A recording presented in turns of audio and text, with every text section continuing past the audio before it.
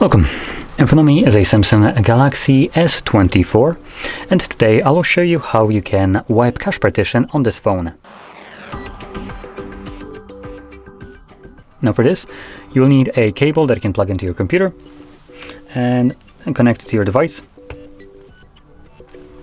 So it's just a probably not very hearable sound from my PC that it detected it, but we do have the pop-up right here, allow access to phone data. You can completely ignore this.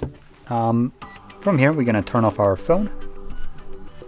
And when the device turns off, you want to hold your power button and the volume up at the same time.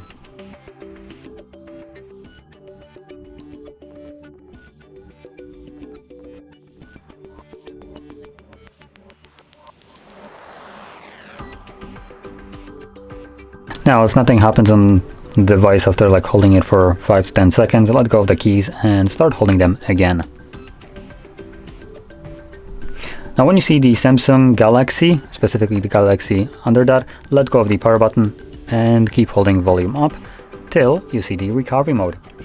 Once you have that visible, you can then use volume buttons to navigate either volume up to go up and down to go down. And you'll use those in order to select wipe cache partition, then confirm it with the power button, select yes the same way. And there we go. At the bottom you can see cache wipe complete, and reboot system now will be selected by default, so just press power button once more to initiate a reboot. And additionally, we can also unplug the cable. And all we need to do is just wait for the device to boot back up into Android.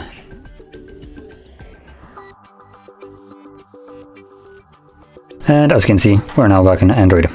So anyway, if you found this video helpful, don't forget to hit like, subscribe, and thanks for watching.